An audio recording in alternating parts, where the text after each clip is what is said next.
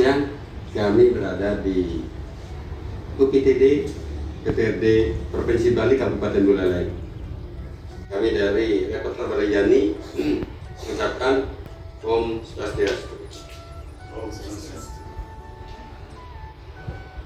Pertemuan kali ini dan wawancara kami ada beberapa narasumber, di antaranya Kepala UPTD PPRD Provinsi Bali Kabupaten Buleleng dengan Bapak Gusti Nyoman Adiwijaya.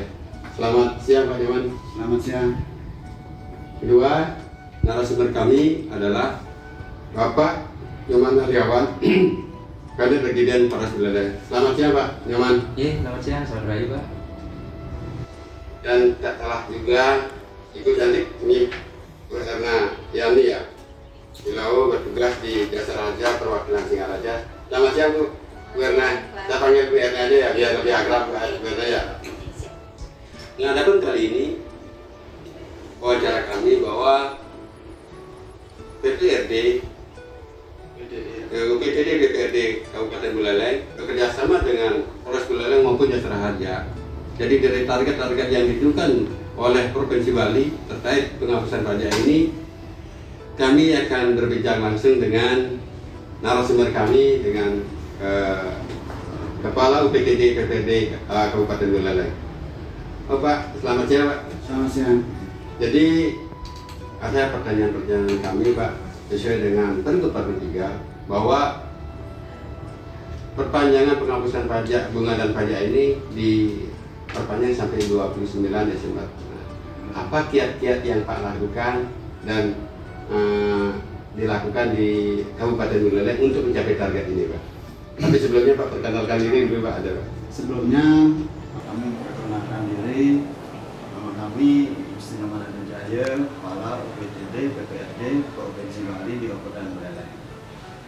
Pertanyaan tadi, kiat-kiat yang kami lakukan ya di UPTD PPRD Samsat Buleleng untuk mencapai target yang sudah dibebankan kepada kami. Satu, kami melakukan yang namanya door to door dari rumah ke rumah untuk menyampaikan data wajib pajak yang menunggak. Nah, selanjutnya kami juga ada yang namanya Samsat Keliling. Samsat Keliling tujuannya tidak lain adalah memudahkan masyarakat untuk bayar pajak. Kami datang ke desa Banjar tentu dengan jadwal yang sudah kami sampaikan di kantor camat, yang dari kantor camat ke desa dan desa ke Banjar. Nah, selanjutnya kami juga ada namanya Samsat Kerti. Samsat Kerti itu juga ada jadwalnya dari desa mungkin sampai ke pelosok-pelosok, dan masyarakat dengan Samsat Kerti itu samsat ke rumah tempat tinggal bisa melakukan pembayaran pajak di tempat tinggal masing-masing. Jadi mudah jadi masyarakat Buleleng Pak ya. Jadi kami buat pola ya gitu. Terus ada juga yang namanya BUMDes bersamsat. BUMDes bersamsat, masyarakat tidak perlu lagi datang ke kantor samsat di Singaraja ya, bisa nanti di BUMDes desa masing-masing ya untuk melaksanakan pembayaran samsatnya. Tentu nanti dari BUMDes yang menyelesaikannya ke kantor samsat. Dengan LPD juga sama. Itu kiat-kiat kami. Sampai gitu juga kami ada namanya CE-Link. CE-Link itu mengingatkan wajib pajak batas waktu pembayaran 2 minggu sebelum batas waktu pembayaran. Kita sudah ada WA atau SMS ke masyarakat bahwa jatuh temponya tanggal sekian untuk bisa melaksanakan pembayaran pajak biar tidak kena denda. Mungkin itu yang kiat-kiat yang kami. Di samping juga kami ada rahasia gabungan bersama dengan mitra kami, kepolisian, jasa harja dan dinas perhubungan. Mungkin itu. Itu kan kiat-kiat yang kita lakukan. Apakah mampu dengan sumber daya manusia ini Pak mencapai target ini Pak? Jadi banyak kegiatan, ada Samsat Kerti, ada sesuatunya. Apakah mampu Pak? Dari segi SDM ya, kami cukup SDM di UPTD Samsat Buleleng sudah memadai ya.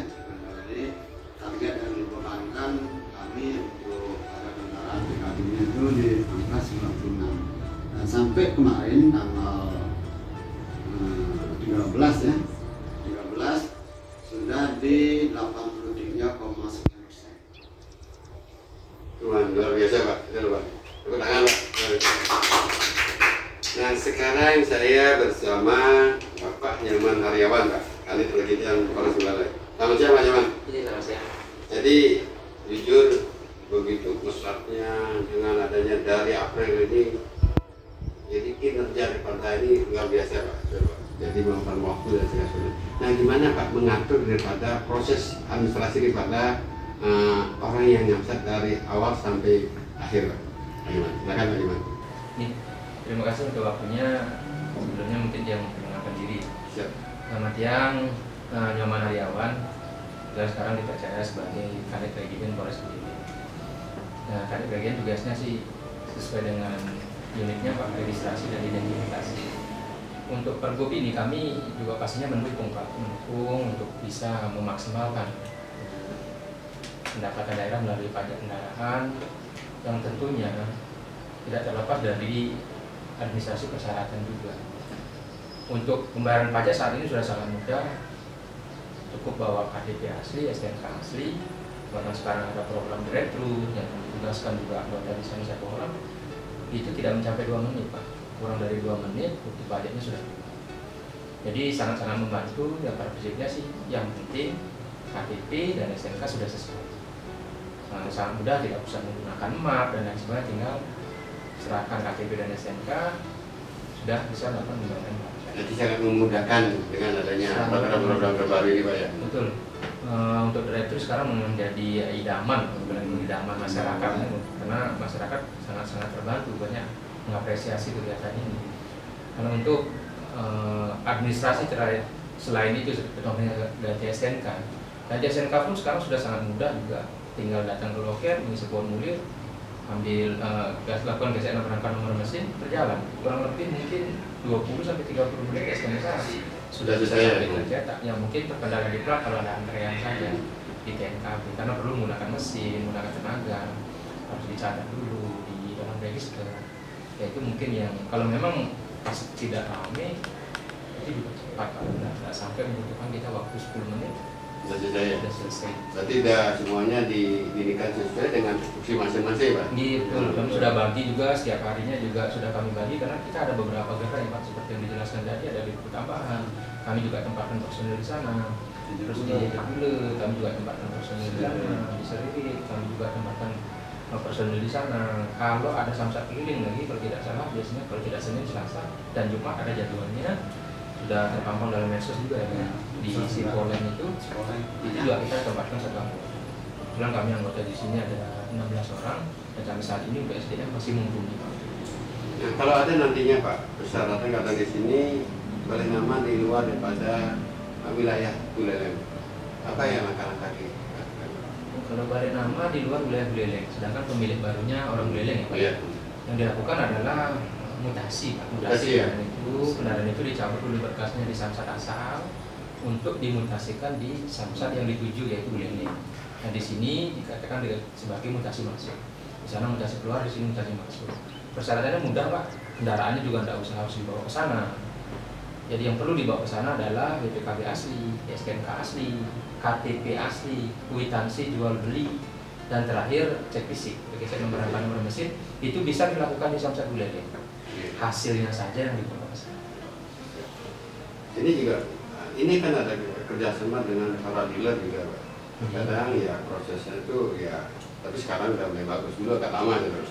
Nah gimana apa kerjasama dengan satu dealer-dealer yang ada di sini Pak, untuk penyelesaian daripada SNK maupun BPKB-nya Pak? Kami sempat mengumpulkan juga dealer, apa mungkin ada kendala atau mungkin ada pelayanan kami yang masih terkendala. Namun penyampaian dealer sampai saat ini juga sampai saat ini tidak pernah terjadi masalah, dan kami selalu menekankan kepada anggota bahwa one day service untuk STNK, cuman mungkin BPKB yang tidak bisa kami saat ini untuk one day service. Yang pertama ada keterbatasan daripada sarana, alat cetak BPKB, sedangkan kebutuhan untuk cetak BPKB harian di Buleleng cukup tinggi, jadi tidak mumpuni untuk printernya. Lalu untuk STNK kami tekankan sebelum dealer-dealer balik sudah wajib sudah dicetak di BPKB. Karena banyak dealer-dealer juga yang biro jasanya menggunakan biro jasa dari luar, dari Denpasar, dari kabupaten lain ada yang ke Brebes juga. Kan kasihan kalau seandainya mereka pulang tidak membawa SIM. Mungkin itu. Apakah masih ada Pak satu istilahnya jasa-jasa yang lain Pak istilahnya dalam artian seperti dulunya ada yang mungut-mungut di sini Pak, masih ada nggak? Saya selalu mengatakan kepada anggota tidak ada kemungkinan untuk hal itu kembali, karena kenapa harus menggunakan biro jasa kembali? Karena sebegitu mudahnya sekarang menggunakan bayar pajak, tidak ada menggunakan fotokopi, tidak menggunakan antre yang cukup di atas motor, datang, kasih STNK, kasih KTP, tunggu 1 menit, bayar, tunggu 1 menit, sudah bisa kita ambil. Tidak mudah sekali ya Pak ya. Untuk apa lagi kita menggunakan biro jasa? Ya kalau mungkin orangnya sibuk, mungkin dia harus menitipkan ke keluarganya, tentunya kita tetap harus meminta persyaratannya Pak, Ya. KTP dan STNK. Ya, terima kasih Pak Nyaman. Mungkin dengan Bu Erna. Ya, siap. Perkenalkan diri Bu. Terima kasih Pak Sarjana. Perkenalkan, nama saya Erna. Saya ditugaskan di perwakilan wilayah Singaraja. Nah, pertanyaan kami Bu, karena ini kan sinergi dari UTPD, DPRD, Kabupaten Buleleng dengan satu sisi dan Polres Buleleng maupun dengan jasa harja Bu. Nah, ketentuan-ketentuan yang dikenakan jasa harja apa saja Bu? Di dalam satu sisi, kalau dia perpanjang STNK maupun segala sesuatu administrasi yang ada di sini Bu. Biar masyarakat Buleleng mengetahui yang dikenakan jasa harja ini loh. Nah, Bu Erna. Terima kasih Pak Sarjana. Di jasa harja tentunya persyaratannya itu tidak jauh berbeda dengan instansi lain yang ada di kantor bersama Samsat. Apa yang dipersyaratkan di sini itulah yang disyaratkan juga di dalam pembayaran SWD KLLC. Namun terkait dengan program pemulihan yang diberikan oleh pemerintah ini, kami juga ikut berpartisipasi tentunya dengan kebijakan instansi di jasa harja. Program yang diberikan adalah pemutihan untuk denda tahun lalu dan tahun-tahun lalu. Terkait dengan administrasinya tidak jauh berbeda, tidak ada administrasi khusus yang dalam melakukan pembayaran SWD KLLC. Nah, yang dikenakan jasa harja apanya saja Bu? Yang dikenakan adalah pokok Ya. sesuai dengan tarif masing-masing golongan kendaraan berbeda ya. Kemudian kalau misalnya ada dendanya, ya dendanya itu sebesar progresif. Jadi bukan kayak dulu kan kita mengenakan denda telat sehari dengan denda telat setahun itu sama, maksimal di 100.000. Namun sekarang itu ada progresifnya. Nah, selain itu Bu, ini juga masyarakat nggak tahu. Nah, ketika masyarakat, karena ini dia nyamsat pakai jasa harja, karena dikenakan jasa harja gitu. Dan ketika masyarakat ada satu sisi kecelakaan, gimana proses daripada satu mengklaim gitu? Itu gunanya kenapa harus melakukan pembayaran pajak, karena dengan membayar pajak pemilik kendaraan juga memiliki perlindungan diri. Jadi pada saat terjadi kecelakaan, masyarakat atau pemilik kendaraan silakan melakukan laporan ke pihak berwajib, dalam hal ini adalah kepolisian. Nah, setelah melakukan laporan polisi, baru nanti selanjutnya akan proses di jasa harja. Prosesnya sekarang tuh sangat gampang sekali. Kita memberikan bagi korban yang dirawat di rumah sakit, kita berikan jaminan Pak. Dengan telah terbitnya laporan polisi, kita berikan jaminan di rumah sakit. Jadi si korban tidak perlu lagi memikirkan besarnya biaya. Jadi ada biaya yang nanti kita bayarkan ke pihak rumah sakit. Pihak rumah sakit lah yang selanjutnya nanti menagihkan ke kita. Dengan maksimal jumlah pertanggungan sebesar 20 juta untuk biaya perawatan. Kemudian ada biaya manfaat tambahan di P3K namanya, di UGD atau di vaskes pertama sebesar maksimal 1 juta. Kemudian biaya ambulan dari TKP, dari tempat kejadian ke rumah sakit pertama sebesar maksimal 500.000. Untuk korban yang meninggal dunia, program meninggal dunia kita yang proaktif Pak, kita yang turun ke jalan, mobiling. Jadi tidak ada lagi masyarakat yang datang ke kantor. Jadi cepat jadi prosesnya. Prosesnya cepat. Kalau FDTKP meninggal hari ini, kalau sore kejadiannya, besok pagi maksimal siang kita bayarkan. Kalau meninggalnya pagi, hari ini siang kita bayarkan. Dan itu biayanya langsung kita transfer ke rekening ahli waris korban. Luar biasa. Inilah satu sisi prestasi daripada yang di sini dengan sesuatu cepat dan tanggap itu yang satu poin Pak. Terakhir Pak, harapan-harapan itu Pak terhadap pemerintah Provinsi Bali dan masyarakat wilayah terkait dengan adanya penghapusan bunga dan pajak ini. Apa harapan Bapak? Harapan kami ya, Samsat Buleleng, kami yang menghimbau masyarakat Buleleng ring memanfaatkan kebijakan Pak Gubernur Muki, kemudian denda pangkat tentu akan meringankan masyarakat sendiri karena tidak denda bagi yang menunggak. Dan untuk melaksanakan pembayaran kami juga sudah ada tempat-tempatnya ya, tidak harus datang ke kantor Samsat. Di bagian barat ada Samsat Stririt, di timur juga di Jenjek Mule, di tengah-tengah ada buku tambahan. Dan kalau memang datang kota ya, kota Singaraja, ngiring silakan manfaatkan drive-thru, itu sangat cepat. Ini harapan saya. Mana pembangunan di Bali ini lancar, dengan Bapak Ibu membayar pajak, tentu kita akan kembalikan lagi ke masyarakat dalam bentuk karena pendidikan, untuk kesehatan, membangun infrastruktur. Dan sekarang sampai nyata ya, sering saya sampaikan bahwa infrastruktur juga sudah ada shortcut sekarang, ada tower Surya Pada, tol dari Jembrana ke Memui, rehab di Besake nih kan, penataan di Besake. Terus ada juga nanti dibangun pusat budayaan Bali di Kelungkung, pembangunan dermaga segitiga emas. Juga semua dananya dari masyarakat, pajak masyarakat. Itu harapannya. Nah, terakhir ini jargon bertiga gimana Pak? Biar diinikan dengan masyarakat tahu apa jargon, apa masing-masing punya jargon gitu loh. Semangat pagi. Pagi. Bapeda, kerja terbaik untuk rakyat. Target SRF 125 miliar harus bisa. Samsat Buleleng. Yes.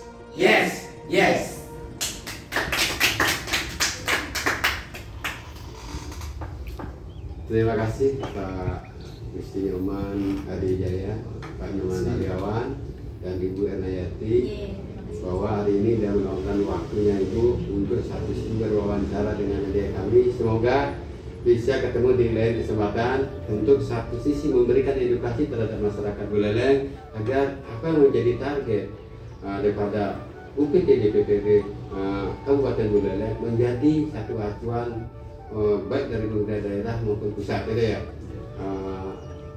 Untuk lebih lanjut kami tutup dengan para mesanti. Om Santi.